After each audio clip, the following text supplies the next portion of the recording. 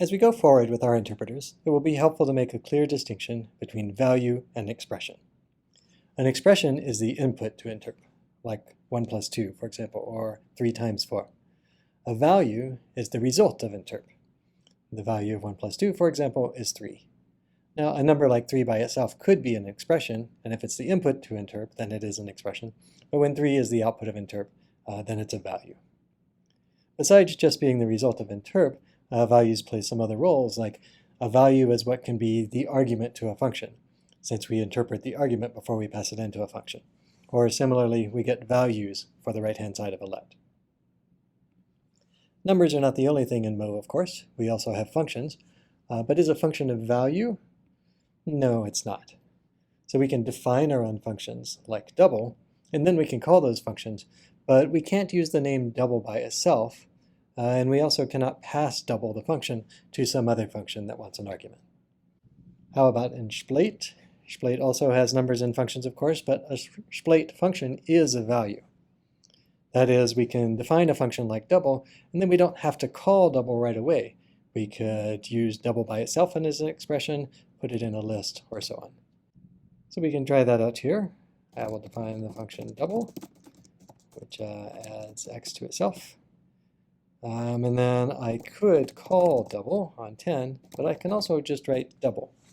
And then Shplait will tell us that is a function that takes integers to integers, and it prints out the value as just this hash angle bracket notation that says it is a function, it happens to have the name double. I could also put double in a list 2 times. So I have a list of length 2, it's a list of functions, each of them double.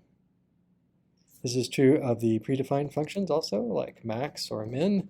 I could use those by themselves, or I could put those into a list since they have the same type.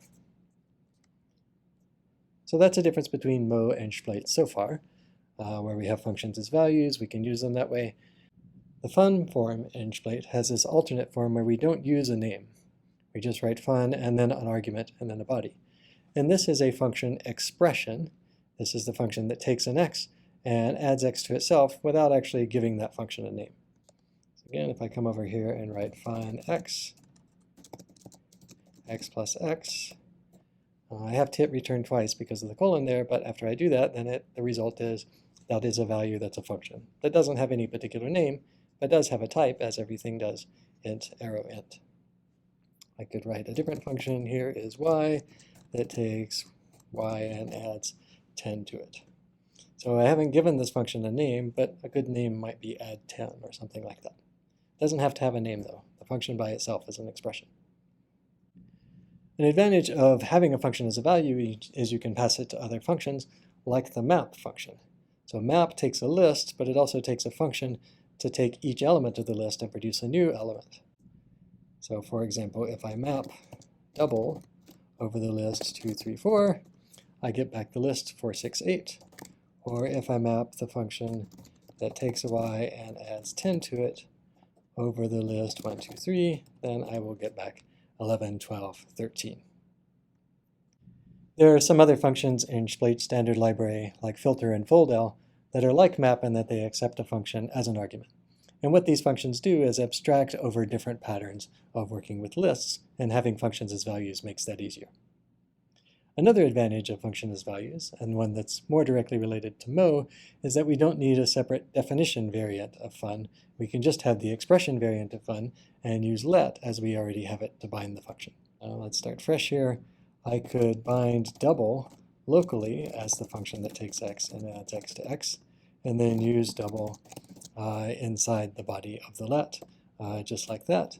And I don't need a separate fun double form to be able to do that. So that will keep Mo simpler. Just as a historical note, this kind of fun that is an expression form in some languages is called lambda, even written out as a lambda. That's a name that comes from the 1930s. So sometimes I'll say lambda when I'm referring to the use of fun as an expression form that produces a function immediately.